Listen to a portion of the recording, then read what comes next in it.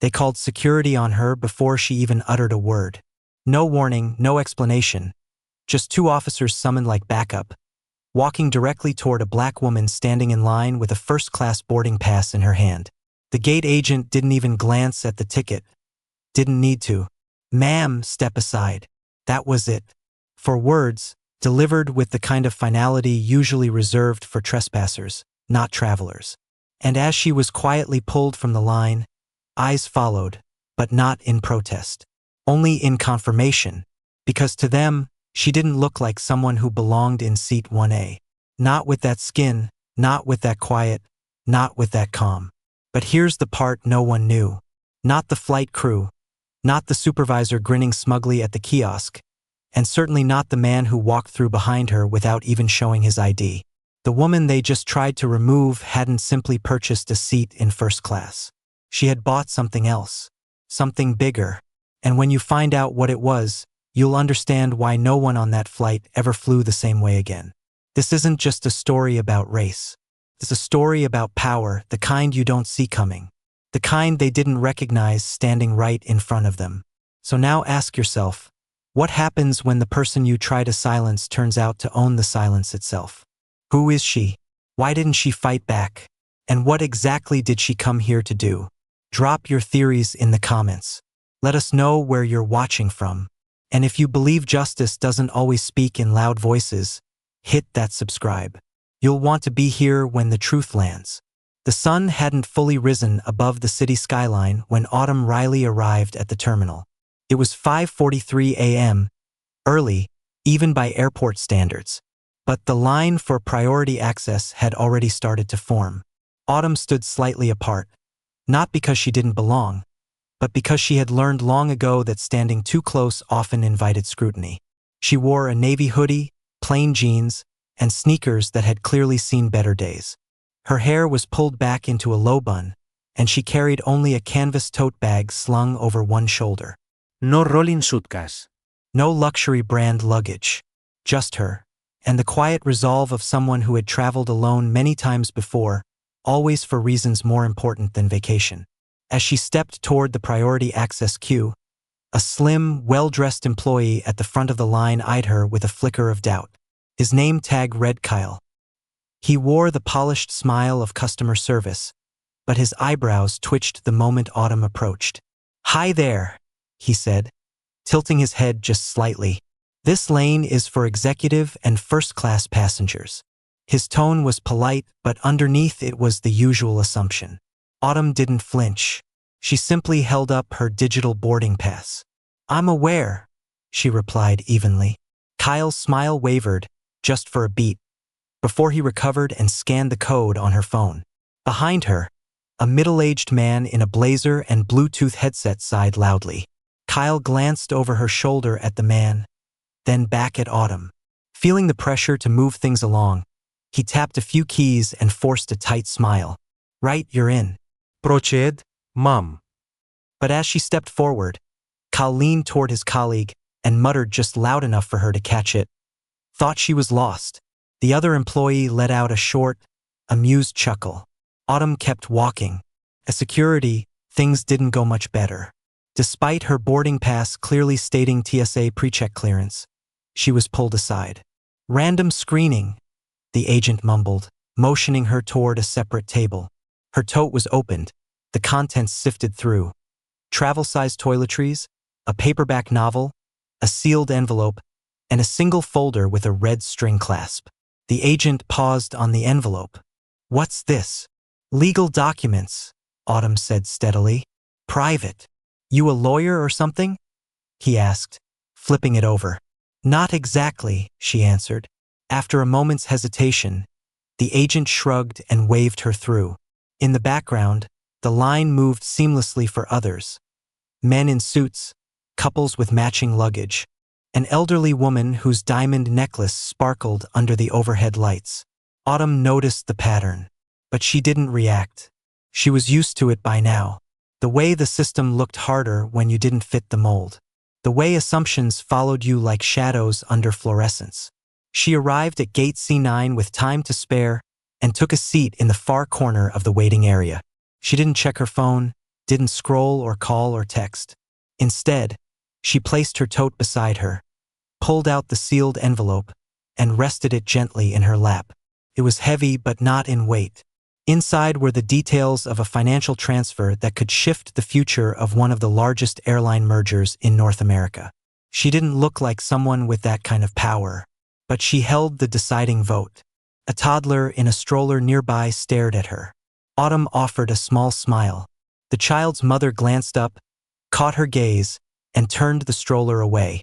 Autumn exhaled slowly, then leaned back in her seat. Overhead, the speaker crackled. Final boarding for Flight 237 to Boston. All remaining passengers, please proceed to Gate C12. She observed the gate agent working the flight. How effortlessly she smiled at the man with the briefcase. How casually she waved through the woman carrying a golden retriever in a travel bag. Courtesy here came in layers, much like the seating chart. Autumn knew exactly where she stood in the unspoken pecking order. But that didn't faze her. She wasn't here for comfort. She was here to watch, to assess, to validate a hunch. It had been 3 years since she'd received the letter, an inheritance with conditions. Her authorization was required before the next phase of investment in a major transportation firm could move forward. But the legal team overseeing the estate had made a strange request. They wanted her to fly one of the routes undercover. "See how they treat you," the managing partner had said. "See what they're like when they think you're a nobody." And so here she was, a boarding announcement cut through her thoughts. Now boarding Group 1 for Flight 1187 to Denver. First class and executive platinum. Please make your way to the gate. Autumn stood and walked toward the line with composed steps. A man 2 spots ahead glanced her way, then looked back at the agent, as if silently questioning whether she belonged. When she reached the front, the gate agent barely glanced up. "Ma'am, boarding is for first and executive platinum only." Autumn showed her boarding pass again. "Seat 2A, she said softly. The agent blinked, scanned the ticket, and mustered a forced smile. "Go ahead." As she walked down the jet bridge, she could feel eyes tracking her every step. She didn't fit the image of first class. She didn't act like she needed to be there, and that was the entire purpose. Reaching her seat, she settled in carefully, placing the envelope into the seat pocket in front of her. The man in 2B gave her a courteous nod, then returned to his email. The overhead bins thudded shut. The engines rumbled to life. And for the first time that morning, Autumn allowed herself a quiet breath of control. Let them keep staring. They had no idea what this flight truly represented. The aircraft's drone deepened as the boarding door closed with a muffled click, sealing in the hierarchy crafted between seat assignments. Autumn sat near the window, her tote tucked neatly beneath the seat ahead, and the sealed envelope laid across her lap like a paperweight of purpose. The man beside her, wearing a muted gray sport coat and designer frames, gave her a brief, polite smile, then resumed tapping on his tablet, seemingly absorbed in his own world. The cabin lights dimmed slightly as the flight attendants moved efficiently through the aisle, securing bins and counting passengers. Their gazes swept over Autumn as if she were an unregistered item among high-value merchandise. One of them, a woman with a sleek bun and a name tag that read Sloan, paused briefly at row 2, scanning both seats. Her face remained neutral, her smile rehearsed but not generous. "Good morning," she said in a flat tone. Autumn returned a polite nod but received no acknowledgement in return. Moments later, the cabin supervisor passed through with a clipboard, pausing just long enough by their row to murmur something to Sloan. Both glanced at Autumn before moving toward the front. As the plane began to taxi, Autumn sensed a shift. Subtle, not dramatic, but clear. A bottle of water was handed out to passengers in row 1. Then row 3. Row 2 was skipped entirely. Sloan walked by her twice, offering items to other passengers but never once making eye contact. Autumn kept her gaze fixed on the window, fingertips brushing the edge of the envelope. She noticed everything. In a system built on hierarchy, power often revealed itself in the smallest acts. And someone had made a choice to make her invisible. When the beverage cart rolled down the aisle post-takeoff, Sloan stood stiffly beside it while a younger attendant leaned toward Autumn. "What would you like to drink?" "Just water," Autumn said. The attendant hesitated, then whispered something to Sloane. Sloane whispered back, then turned with a thin smile. "I'm sorry, ma'am. Complimentary beverage service isn't included in your class of ticket." Autumn raised an eyebrow but didn't contest it. "Even in first class?" she asked calmly. Sloane blinked, glanced at her manifest, then paused. "I'll check with the cabin manager," she said tersely, and moved on without another word. The man in 2B shot her a puzzled look. "I thought drinks were included in first?" he said aloud to no one in particular. Autumn didn't respond. A few passengers stirred. A baby began to whimper, soft at first, then louder. A flight attendant rushed over, offered the mother a blanket, then asked if she wanted the milk warmed. The care was genuine. The contrast stung, not because Autumn expected pampering, but because the hospitality script had been edited mid-flight to exclude her. Shortly after, another attendant returned with a warm towel, offering it to her seatmate and asking if he needed anything else. He politely declined. Autumn was not addressed. She remained still, hands resting gently on the envelope. The weight of the paper felt heavier now. She didn't know all the individuals behind this flight, only the systems. But already she could see the pattern. Power didn't test people when they were shouting. It tested them when they were silent. And at that moment, she was failing to make noise, or so they believed. Midway through the flight, the lead cabin manager, a tall man named Bryce, stopped at her row. He bent slightly and asked for her boarding pass. "We've had a seating issue reported by ground staff," he said without any lead-in. "Would you mind if I rescan your credentials?" Autumn lifted her phone, unlocked it with a tap, and displayed her boarding pass once again. Bryce stared at it for a few seconds longer than seemed necessary. Then, with a strange expression, he said, "Odd, must have been a sync error. I'll make a note." No apology, no explanation, just a vague implication of some unseen glitch that somehow justified singling her out. When he walked away, Sloane appeared moments later, crouching with an overly cheerful smile. "We've updated your record, ma'am," she said, as if the record had ever been the issue. Then, in a lower voice, she added, "Let us know if you need anything." But Autumn didn't reply. Instead, she turned toward the window, watching clouds separate and merge like cells under a microscope.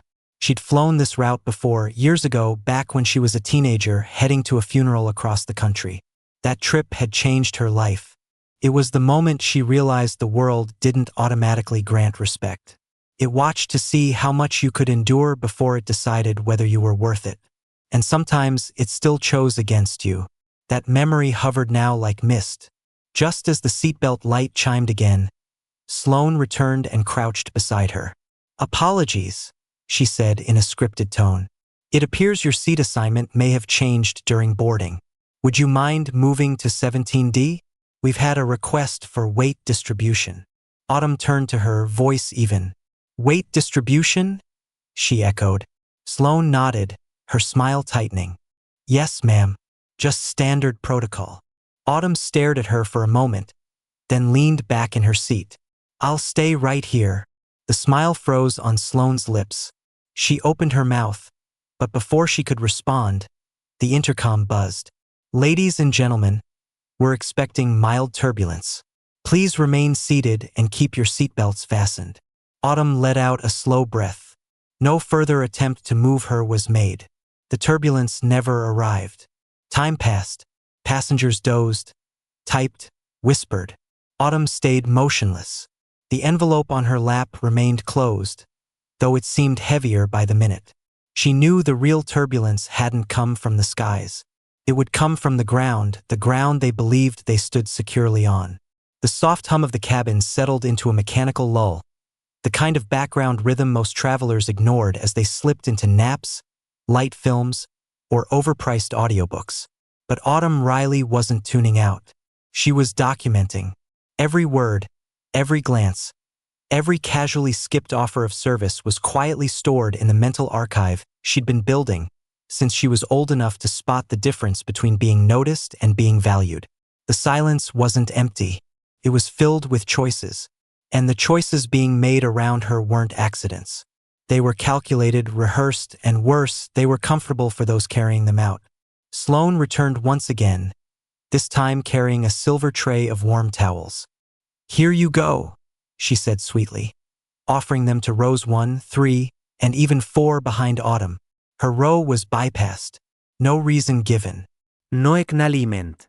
Not even eye contact.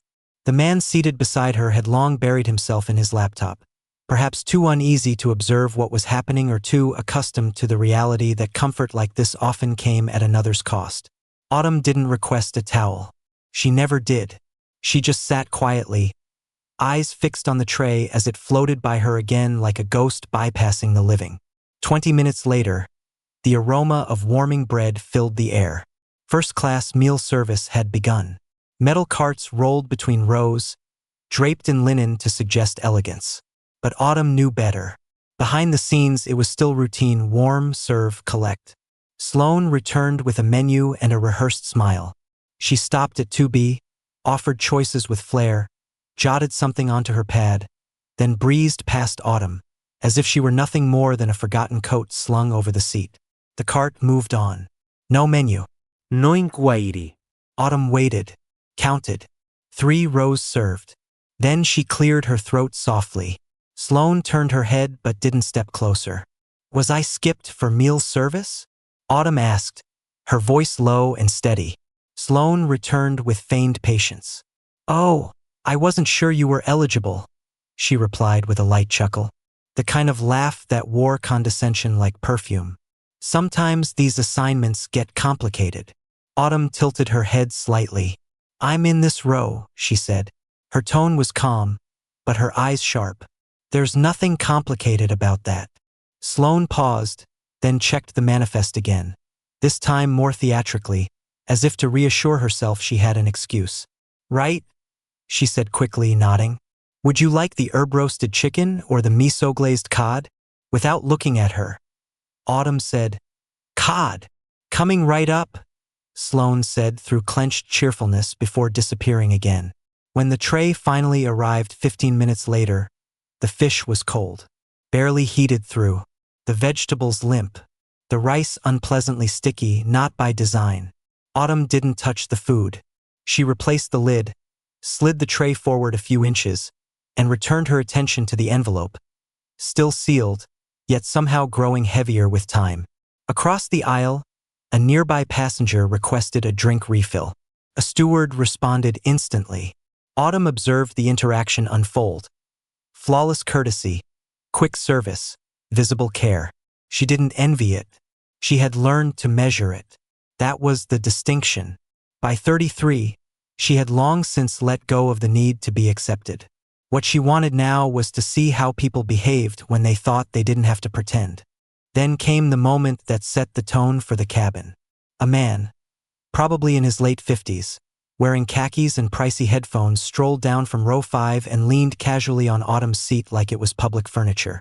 "Hey," he said to Sloane, loud enough for others nearby to catch it. "She's in first." He didn't even glance at Autumn as he said it. She didn't turn either. She didn't need to. The question wasn't for her. It was a statement disguised as inquiry. Sloane let out a soft laugh, just audible enough. "She's on the manifest," she replied, brushing past him. "Probably a points redemption or something." The man chuckled, patted the headrest twice, and made his way back to his seat. Autumn didn't move. Her pulse remained steady, but her fingers wrapped a bit tighter around the corner of the envelope. If she'd spoken then, she wasn't sure it would have come out composed, and she needed composure for what was next. Later, during post-meal cabin cleanup, a different attendant came by. Younger, clearly new, less polished. He reached for Autumn's tray and paused. "Didn't care for the fish?" he asked, somewhat sheepishly. Autumn returned a polite, unreadable look. It was cold. He nodded, murmured something that sounded like, "Sorry," and wheeled the cart away. Seconds later, she caught him whispering to Sloane, who shot a look back toward row 2.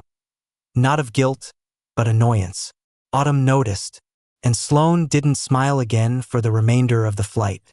Eventually, The captain's voice came over the intercom, announcing the start of descent. Most passengers were half asleep or lost in their headphones, but Autumn stayed alert. She didn't trust comfort, especially not here. Sloane made one final pass through the aisle to check seatbelts. When she stopped at row 2, she glanced at Autumn's tote on the floor. "Just a reminder," she said flatly. "All personal items should be stored overhead during landing." Autumn met her gaze. "I've flown before." Sloane gave no reply. She simply moved on. As the plane touched down and jolted slightly, Autumn's hand drifted once more to the envelope. The moment was getting close. She hadn't said much and didn't need to. Everything they'd done, the skip towel, the passive-aggressive rule enforcement, the glances and side comments, had already spoken volumes. And as the plane rolled toward Gate 32, she felt it again. Not rage, not panic, just the cold, deliberate snap of confirmation. She waited for the seatbelt sign to go dark before reaching into her tote, retrieving not just the envelope, but purpose. Autumn didn't rush. As passengers began rising, bumping each other with overstuffed laptop bags and crinkly duty-free shopping, she remained seated. She placed the envelope in her lap with the kind of care reserved for fragile antiques. The seal was intact. The red wax emblem shimmered faintly beneath the low cabin lights. A slight movement caught her eye. Sloane, standing at the front of the cabin, watching openly now. No more mask of customer service. The flight was over. The performance had ended. All that lingered was the unresolved tension of a power imbalance laid bare. Autumn waited until the aisle cleared a little before rising. Her canvas tote over one shoulder, the envelope firm in hand, she walked deliberately toward the aircraft door. The captain had stepped out, as was customary during first-class deplaning. He smiled at departing passengers, offering nods and rehearsed thank yous. When Autumn reached the door, his smile faltered slightly. "Safe travels," he said with a slight pause. Autumn nodded but didn't return the gesture. She stepped into the jet bridge, the cool air hitting her like a scene shift. Halfway down the corridor, an airport staffer appeared in front of her. Uniformed, clipboard in hand, earpiece snug in one ear. "Miss Riley?" he asked. She didn't flinch. "Yes." The man gave a formal nod. "We've had a request to verify your final destination before releasing your luggage. Just a routine update." Autumn's lips curled, not into a smile, but into a look of disbelief. "You need to verify where I'm going?" she repeated. The agent looked down at his clipboard. "Yes, ma'am. There appears to have been a reclassification on your reservation. You were marked under a flagged status, code 19B. Internal override required." Autumn stepped forward slightly, her voice sharpening. "Who entered that code?" The agent hesitated. "It doesn't indicate. Might have been auto-generated." "It wasn't," she said flatly. "Take me to whoever's in charge of this." He shifted on his feet, then gestured toward a side corridor just off the main concourse. "This way, ma'am." She followed him down a narrow hallway lined with maintenance doors and faded industrial carpet. The air smelled of overused disinfectant. At the end of the hall, a small room marked operations holding 3B stood open. Inside, a simple desk sat flanked by 2 monitors, a printer humming quietly. A woman in a fitted black blazer looked up but didn't rise. Her name tag read Ground Liaison Supervisor. She didn't offer a smile. "Ms. Riley," she said briskly, "we've encountered an irregularity in your record. It appears your seat was reassigned mid-flight following an internal review. The system flagged your reservation as standard, possibly an accidental upgrade." Autumn placed the envelope delicately on the desk, not opening it just yet. "Irregular how?" she asked. Turner tapped on her keyboard.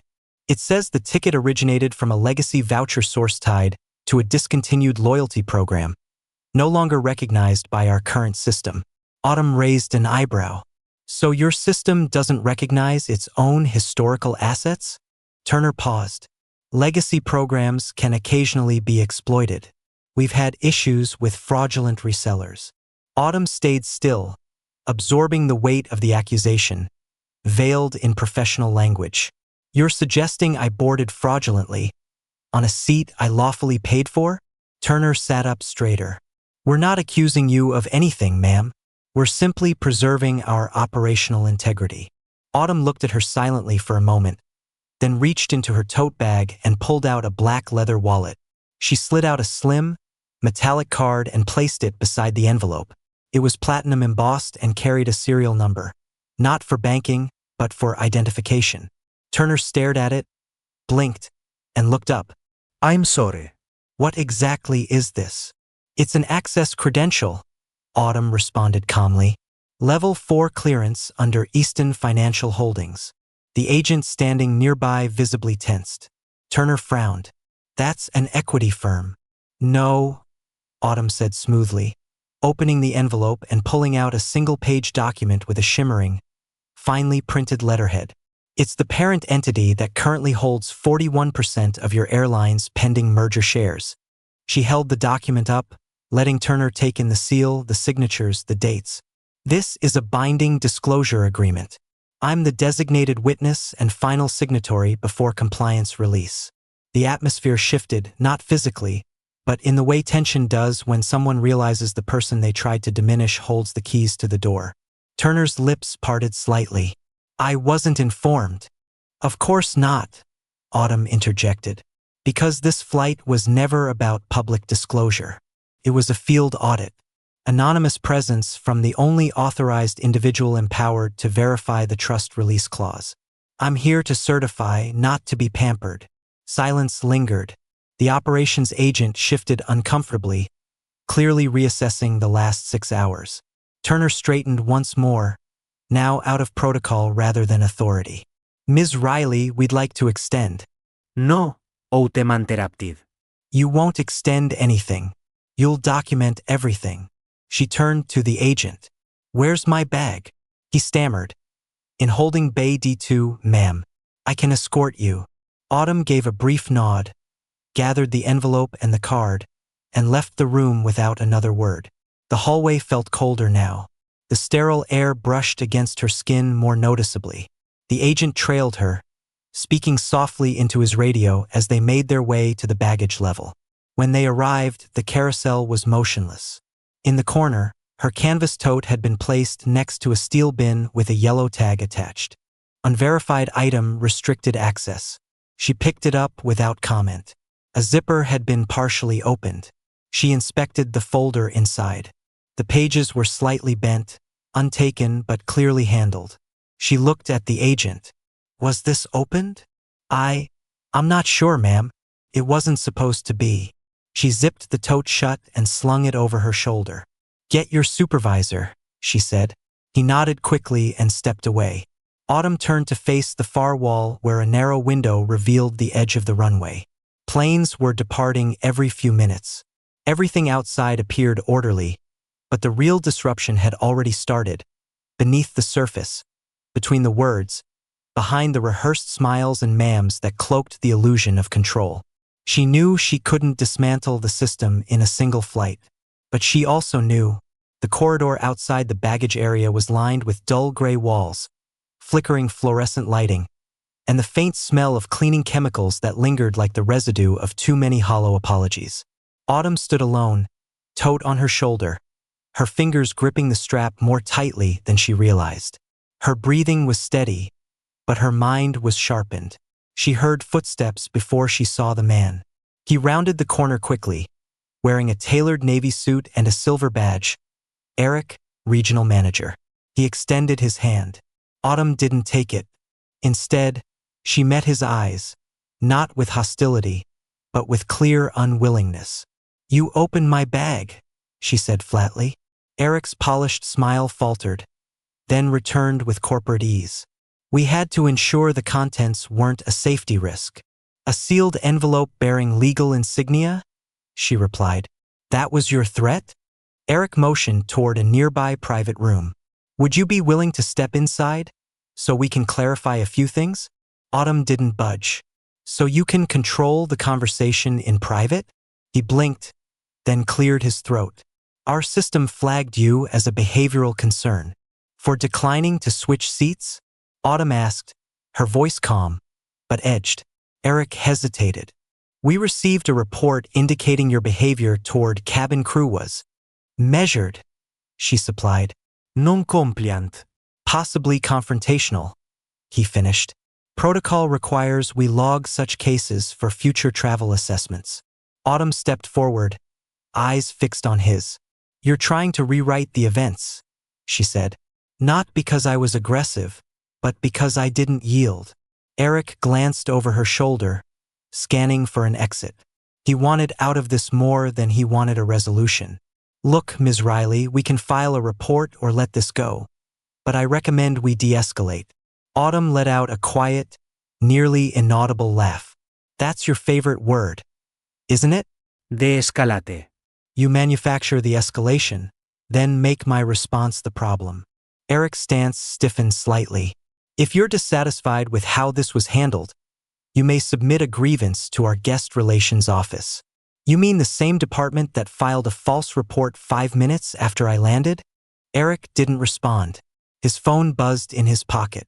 He glanced at it and muttered, "Excuse me," before briskly walking away, urgency leaking from every step. Autumn watched him disappear down the hallway, then turned and found a seat in the far corner of the waiting area. The space was nearly empty, just a few employees passing through and an older man mopping the floor. She sat down, placed her tote on her lap, and unzipped it quietly. The folder was back in her hands. Its edges were now bent. Someone had gone through it, probably without even a second thought. Just the casual indifference of someone convinced that nothing inside could possibly matter, simply because of who it belonged to. That was always the part that hurt more than the act itself. The confidence they carried, the certainty that nothing she possessed could outweigh the assumptions they had about her. She retrieved her phone and launched the secure app connected to the trustee portal. Her fingerprint unlocked the encryption, and within moments, she was reviewing a roster of flagged personnel IDs across various airport zones, all submitted via anonymous audit reports. Her own name appeared once, classified under non-cooperative passenger. Below it was a code, 37C. She tapped into the file. It was minimal, almost suspiciously vague. Subject questioned authority, refused to follow cabin instructions, escalated vocal tone, declined relocation, withheld personal identification. None of it was true, but all of it was just enough to justify their behavior. Not punishment, not discipline, just exclusion. She closed the app and leaned back, letting her head rest against the cold wall behind her. Overhead, the speaker announced names for baggage claim support and paging agents. Not hers. It didn't need to. She wasn't meant to be served here. She was meant to be erased quietly. Their tactic wasn't confrontation. It was erosion. Piece by piece, they chipped away at how others perceived her worth. Not with slurs or shouts, but with missing towels, silent menus, misplaced flags, and cold fish. They didn't scream that she didn't belong. They just wanted her to question whether she ever did. The double doors to her right swung open, and a man in a neon vest walked in holding a clipboard. "Autumn Riley?" he asked. She gave a nod. "We recovered your personal item," he said, lifting a familiar document pouch. "This one wasn't sealed. It was found near a janitorial area," he added. "Probably dropped during transfer." Autumn didn't budge. "It didn't fall," she said softly. "It was taken." The man blinked, clearly puzzled, then set the pouch on the table. "There's no way to confirm that, ma'am. It wasn't logged in." "Exactly," Autumn replied, rising to her feet. She opened the pouch. Nothing was missing, but the final page of the contract now had a distinct crease across the signature line, like someone had folded it carelessly. She smoothed the page, slipped it back inside, and looked up. Outside the room's narrow window, 2 flight attendants walked past. One of them was Sloane. She wasn't smiling anymore. She was mid-conversation, animated, likely repeating the same version of the story they always told. The difficult passenger, the disrupted flow, the strict protocols followed. Autumn watched her, not with anger, and not even with smugness, but with the same silence they had used to try to erase her. Only now, she held that silence, and in the right hands, Silence could speak louder than any raised voice. She stepped out of the room and re-entered the terminal. Her arrival gate was now boarding another flight. A new gate agent scanned tickets, laughing with a group of sharply dressed travelers. Autumn moved past, unnoticed, until she wasn't. A voice called from behind. "Ms. Riley, hold on. We need a quick word before you." Autumn turned into the aisle with the steady control of someone who had no plans to create a scene but refused to be reduced by one. Her second trip to the lavatory had been uneventful. No stumbles, no delays, just a simple necessity after hours in the air. But as soon as she stepped back into the aisle and neared her seat, Sloane returned. Her smile gone, her tone clipped with that kind of feigned calm that often precedes a reprimand. "Ms. Riley," she said just loud enough for nearby passengers to hear, "we'd appreciate it if you remained seated for the rest of the flight. Multiple movements during flight can cause unease among other passengers." Autumn stared at her. "Is there a rule about using the restroom more than once?"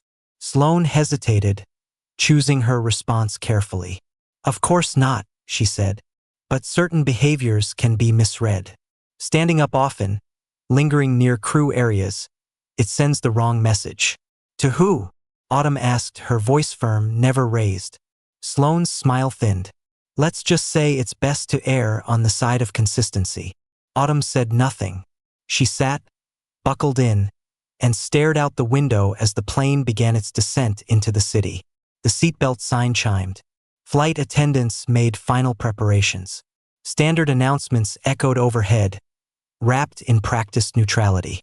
But as the aircraft rolled toward the gate, Autumn noticed the shift.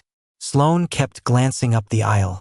Another attendant exchanged a look with her near the galley. A small nod, a quiet message into a headset. Autumn clenched her jaw. She knew that tone. It was procedural, not personal, which made it worse. Procedure didn't need cruelty to do harm. It only needed permission, and here it had been given. The plane barely came to a stop before two uniformed figures entered the cabin. Not police, not officially, but they bore the insignia of airport security. A more discreet kind of authority, but no less absolute. They moved efficiently, scanning rows until they reached row 2. "Ms. Riley?" the taller one asked. His gaze was professional, though not hostile. "We'd like you to come with us. Just a few matters to verify." Autumn didn't move right away. "Is there an issue with my travel documents?" she asked. "No, ma'am," the second officer replied. "We've been asked to follow up on a passenger report. It'll just take a moment." "What sort of report?" she asked again, her voice even. "Concerns were raised about your conduct in flight," the first officer explained.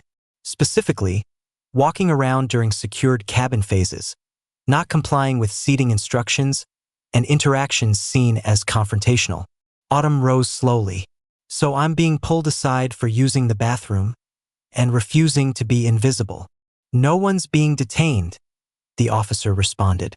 "This is just a soft screening." The language was intentional, crafted to sound harmless. Autumn knew better.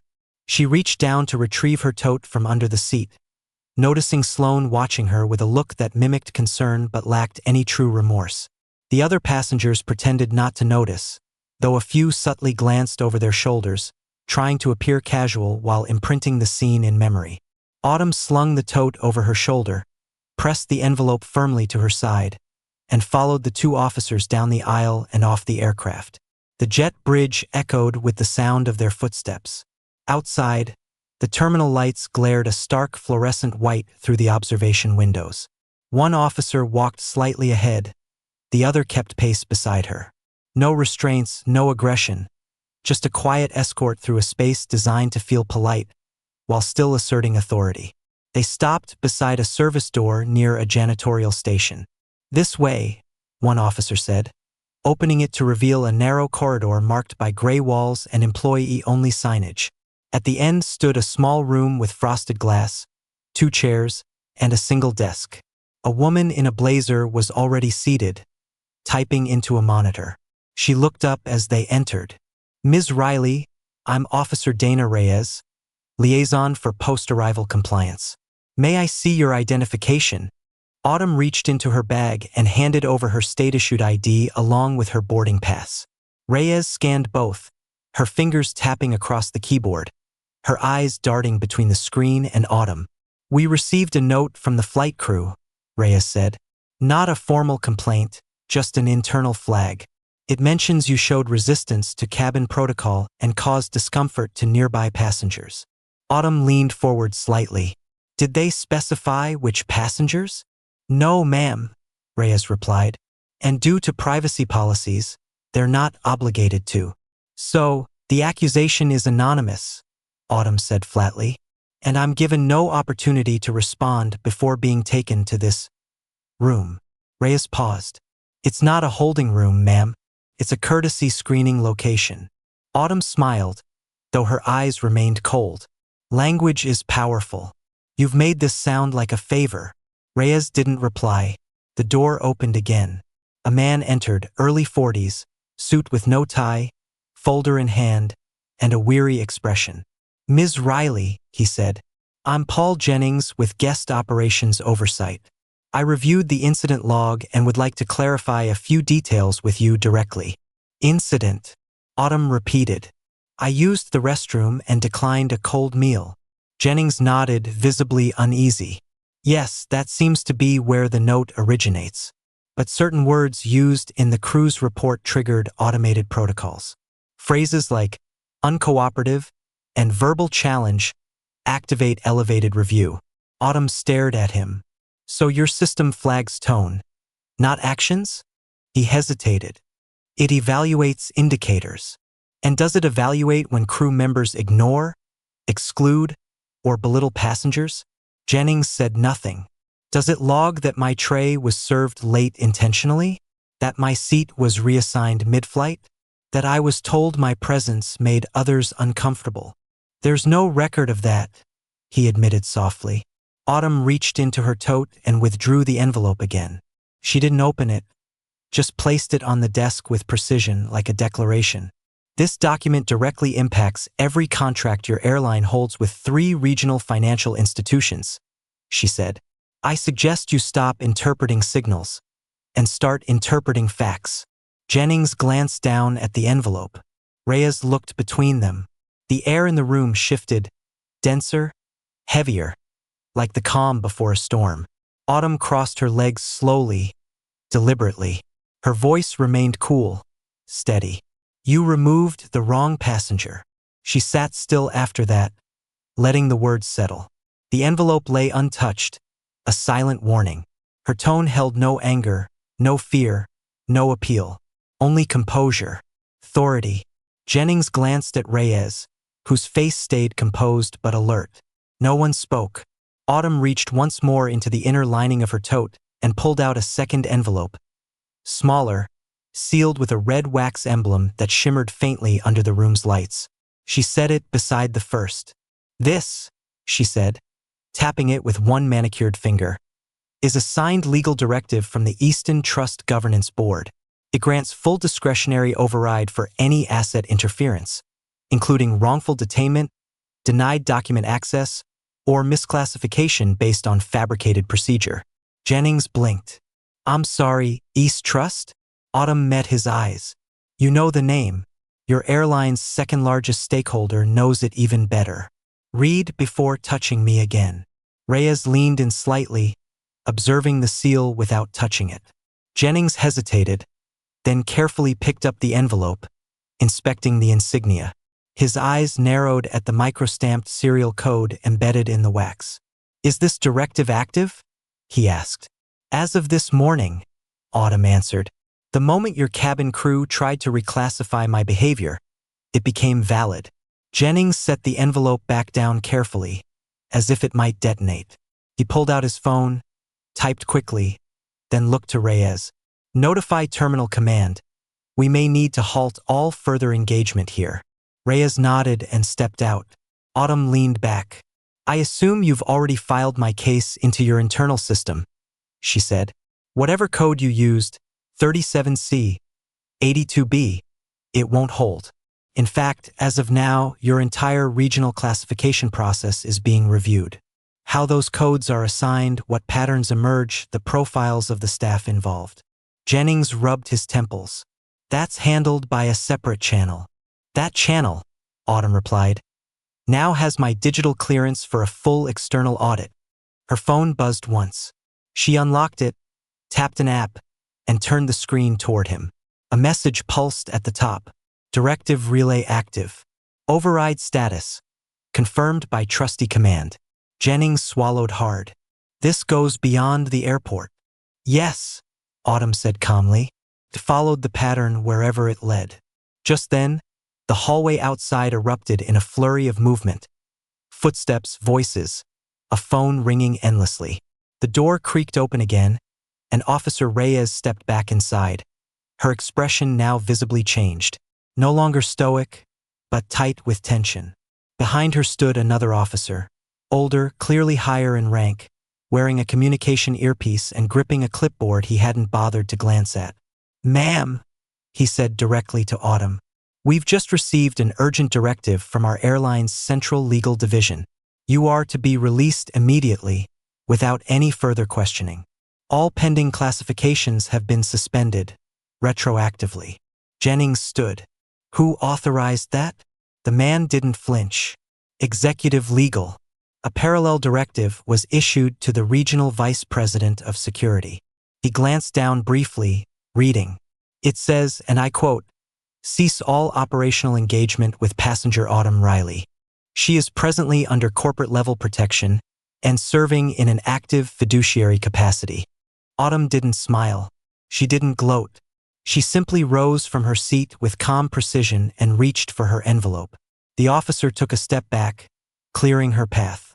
Jennings stared at her, his voice lagging behind the moment. I didn't know. You didn't ask," Autumn replied evenly. "And that's the heart of the issue, isn't it?" He opened his mouth again but found nothing meaningful to say. Autumn turned toward Reyes. "I assume I'm free to re-enter the terminal?" "Of course, ma'am," Reyes said quickly. "Would you like an escort?" No, Autumn replied. "What I'd like is distance." She walked past them, her stride measured yet firm, and pushed the door open herself. Outside, the corridor was no longer deserted. 2 airport administrators were already stationed near the security office entrance, whispering rapidly into phones. One of them caught Autumn's gaze and immediately stepped aside. She continued forward in silence. Her heels tapped gently against the tiled floor, a steady metronome amidst the disarray now echoing through the terminal's back-end systems. Within moments, her name was being erased from over a dozen internal watch lists. Automated alerts were canceled before reaching local enforcement. A global compliance warning had been issued, flagging any further action against her as unauthorized without direct clearance from the executive board. As Autumn turned the corner toward the main concourse, she noticed the ripple, a shift in posture among the staff near Gate E.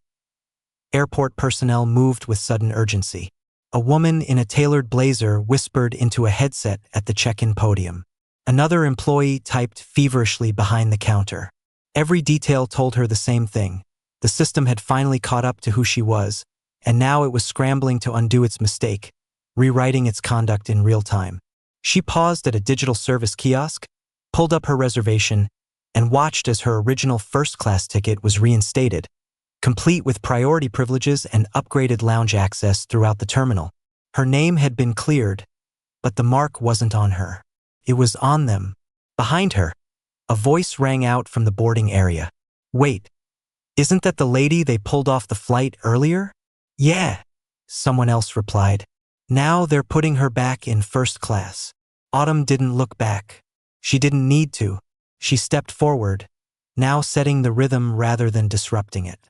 And as her phone lit up with a fresh, encrypted message marked "Confidential," compliance response activated, she reached into her tote one more time. Autumn retrieved a compact, hard-shell case and unlocked it with her fingerprint while walking. Her steps composed, unhurried, intentional. Inside was a secure mobile terminal, lightweight but high security. Not something sold commercially or available to typical business users. The kind of device issued only to fiduciary agents of elite investment trusts. She powered it on with a brief biometric scan and initiated the sequence with routine precision, her thumb authorizing a silent trigger that would alert the Genesis financial transaction monitoring system that her identity had been verified. Seconds later, the response came, a green light blinking in the corner of the screen. Stakeholder ID 9903A verified. Transactional authority enabled. Autumn didn't smile. She didn't have to. That acknowledgement wasn't just validation. It was a digital seal of authority.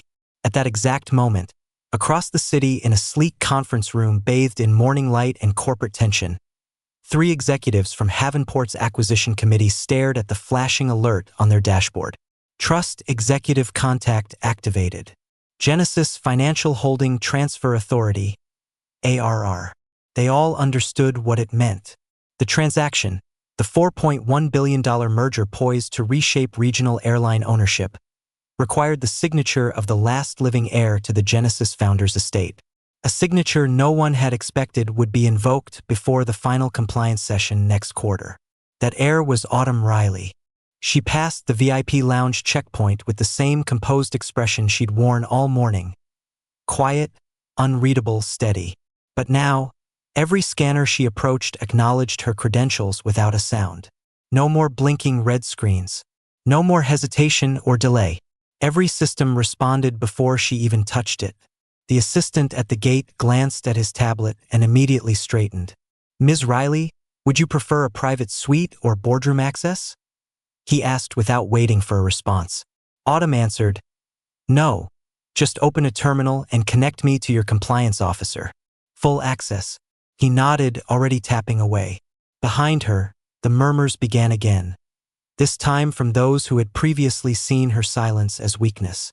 "Wait, she's who?" someone whispered. "I thought she was just a regular passenger." But that phrase, just a passenger, no longer held any weight. The security breach, the flags, the document tampering, the accusations of being a problem, they weren't just violations anymore. They were now financial risks. And the person they had underestimated was no longer invisible. Autumn was now the final verifier of a transaction that, if not signed within 72 hours, would void an exclusive rights clause that Havenport had been lobbying for since Q1. The issue wasn't just that she had power, it was that the airline had treated her as though she had none. At 9:04 a.m., a call was made directly from Genesis HQ to Havenport's legal department. The voice on the other end was sharp, direct, and male. "We understand Ms. Autumn Riley was subjected to inappropriate behavioral classification under your passenger tracking system. As of this call, Genesis Financial Holdings is halting all progress on the capital alignment package until an internal risk memo is submitted with findings on accountability. Additionally, we confirm that she is the primary voting shareholder on the silent stake under Genesis's trust umbrella." The line went dead before anyone could ask further questions. In the background, one of the airline's senior financial officers dropped his pen. "She's the one we were told would never show up in person," he muttered. "Her stake was hidden under 10 layers of anonymity." "Until it wasn't," the general counsel replied grimly. In the terminal, Autumn received the notification she had expected. Risk status override confirmed. Genesis holding sync request pending signature. She tapped to defer it. Not yet. Not here. First, she wanted to see if they would make a move on their own. Her phone buzzed again, this time with an encrypted ID she recognized. L. Westbrook, Director of Strategic Affairs at Havenport Air. She declined the call, letting them feel the weight of unavailability, the same weight they had imposed on her all morning. She walked slowly to the East Terminal Lounge, where senior operations met during merger periods. She passed the biometric check without hesitation and entered the glass-paneled boardroom. Inside, 3 people sat waiting, none of them speaking, all pretending they hadn't been tracking her location since her name reappeared in the system. The man at the center, Leonard Westbrook himself, stood first, trying to summon charm that had never worked on women like Autumn. "Ms. Riley," he began carefully, "thank you for coming in. We deeply regret what happened this morning. We want to make it right." She sat down without invitation, laid the folder gently on the table and opened it, not to negotiate but to show them their future.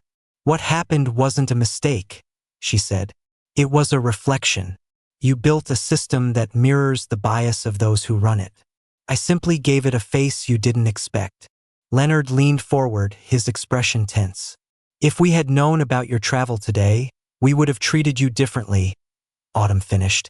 Exactly, she said. And that's the problem. No one interrupted her now. No one dared.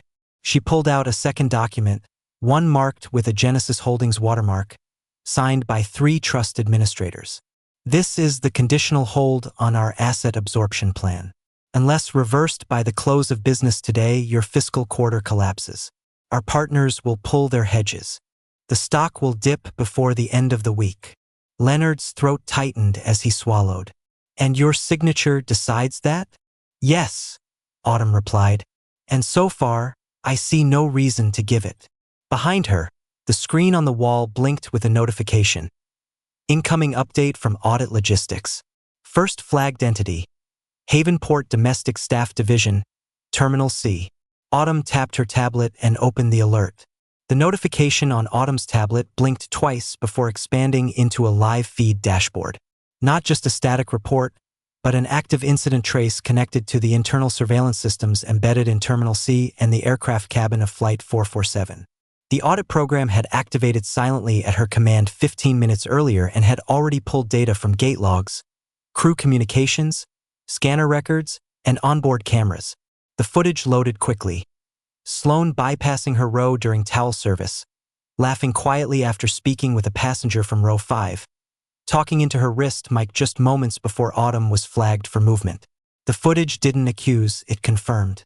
In another panel, the check-in supervisor, who had redirected Autumn toward the economy line, was seen glancing at her name before waving off her boarding pass without scanning it. A move logged by the scanner's inactivity reading. None of them knew at the time that the system was watching them, just as surely as they were watching her. But now those eyes weren't reporting to them, they were reporting to her. Across the airport in the administrative wing, a phone rang on the desk of Lisa Halverson, the head of personnel ethics and protocol enforcement. She answered on the second ring, already bracing for the conversation. Yes, she said, listening for exactly 6 seconds before standing abruptly. Who? She asked. The voice on the other end gave the answer she never expected. Genesis. Lisa didn't ask anything else. She grabbed her folder, left her desk, and sent the first alert. Immediate compliance review for all staff assigned to Flight 447. Report to Ops Room 6A in full uniform. At Gate C12, Sloane was midship and adjusting the jet bridge assignment for an outbound flight when her wrist mic buzzed. Sloane Carter, report to Admin Wing. Code Priority Level 3. She blinked, confused, then looked up to find a floor manager already walking toward her. Now, he said firmly, bring your logbook. She followed without resistance, though her heart had already started to race. Elsewhere, Trent, the check-in supervisor who had redirected Autumn without scanning her pass, was in the middle of rerouting an international transfer when his badge access locked him out of the system. A red box appeared, restricted, pending compliance investigation. Seconds later, a call came through the wall phone next to him. The manager on the other end gave no pleasantries. Ops Room 6A.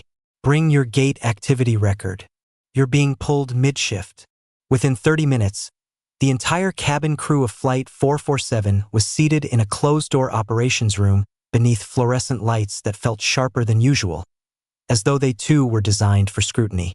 No one had been informed of the exact reason they were there, but the presence of a compliance officer, 2 HR leads, and an IT forensic expert spoke volumes. At the front of the room, Lisa stood with her arms crossed, her face unreadable. We've initiated a Class B incident review, she began.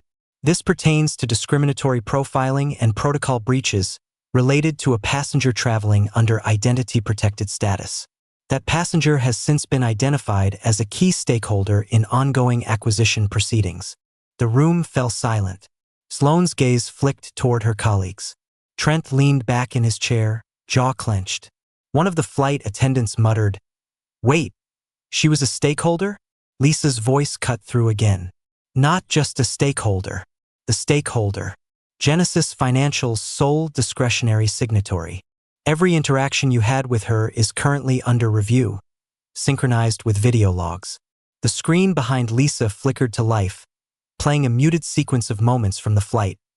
Sloane bypassing Autumn's towel request, the moment she whispered near the galley, the clip of her trying to move Autumn under the pretense of weight balance. Each instance was time-stamped, cross-referenced with service logs and seating assignments.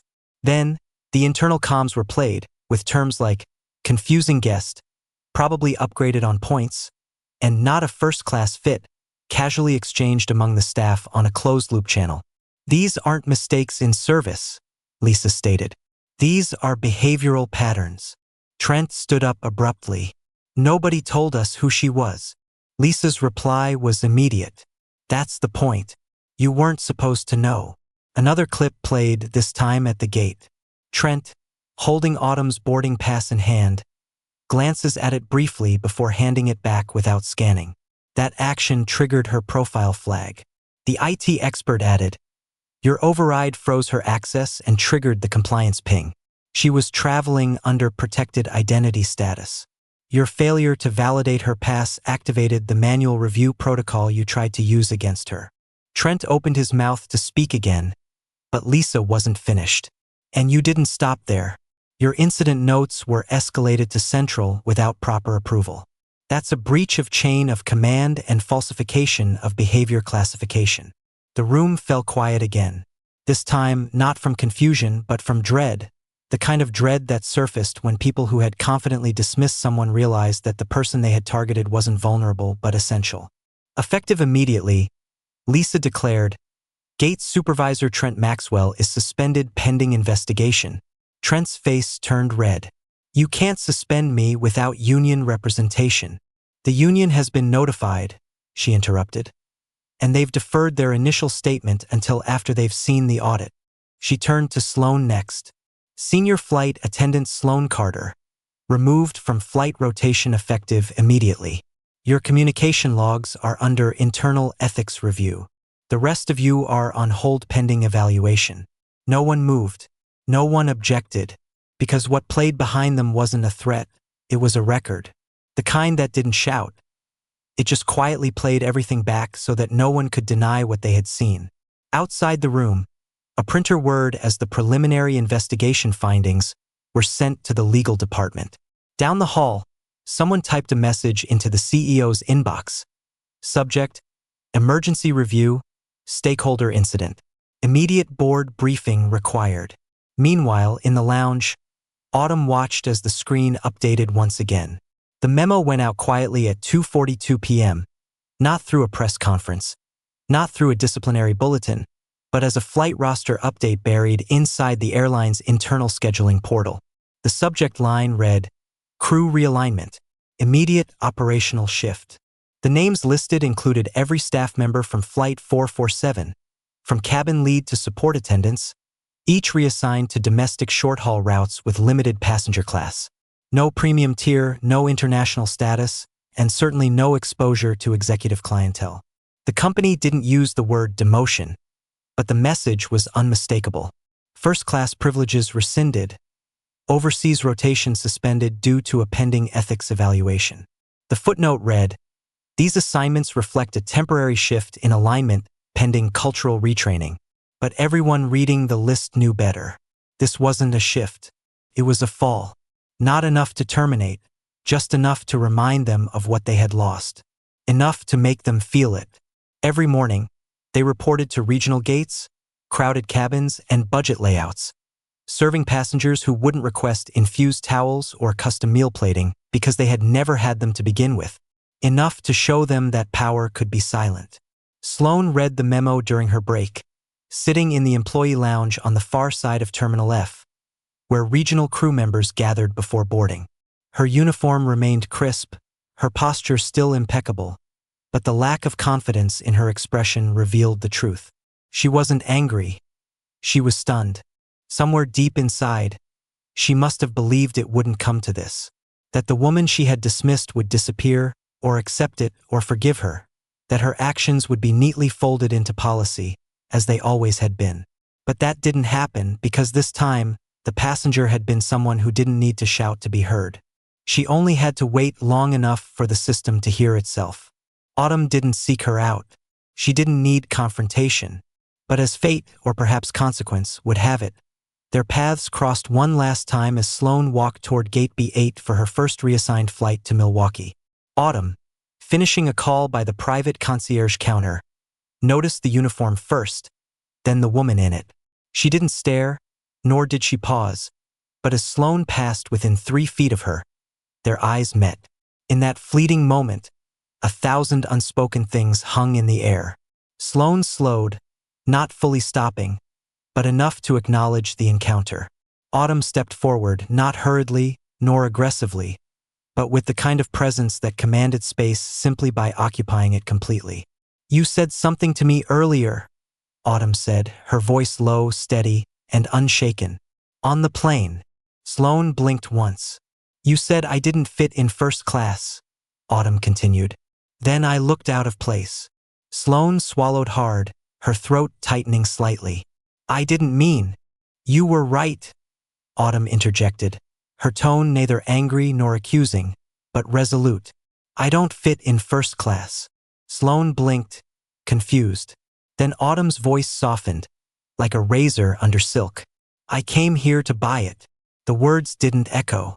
They didn't need to. They landed in the stillness between them with more impact than any shouted accusation ever could. Sloane didn't respond. She couldn't. She stood frozen, every protocol she had memorized now useless. Autumn didn't wait for an answer. She turned, gathered her case, and walked toward the northern wing of the terminal, where a private exit led to executive transport. She didn't need a boarding group. She wasn't catching a flight. She was preparing for the next boardroom. Behind her, Sloane watched her walk away, her arms stiff at her sides, her mouth slightly open, as if the apology she'd been preparing had nowhere to go. The terminal hummed around her, indifferent and oblivious. But to Sloane, the silence left by Autumn's departure said everything. Not through yelling, not through scandal, but through structure, through consequence, through the fact that starting today, the woman she had tried to push aside now shaped the route Sloane could no longer fly. Upstairs, in the executive offices overlooking runway 2R, a meeting was in progress. The blinds in the boardroom were partially drawn, but the figures inside were clearly unsettled. Several spoke into phones, others read from confidential briefing packets marked Stakeholder Incident Review, Level 1 Sensitivity. At the head of the table sat the CEO of Havenport, pale and silent, as an assistant placed 2 final documents in front of him. One was a summary of the internal investigation. The other was a single-line email from Genesis Holdings. Stakeholder Autumn Riley has opted to proceed with merger conditions under revised compliance requirements. Enforcement of all terms is effective immediately. No drama, no speeches, just the full weight of justice arriving, like a delayed flight, inevitable, final, and echoing quietly through every corridor it passed. If this story made you reflect or feel something deeper, don't forget to like and subscribe for more impactful narratives that challenge what we consider normal. What moment hit you hardest? Was there a turning point you didn't expect? And most importantly, where in the world are you watching from? Let us know in the comments below. Your perspective matters.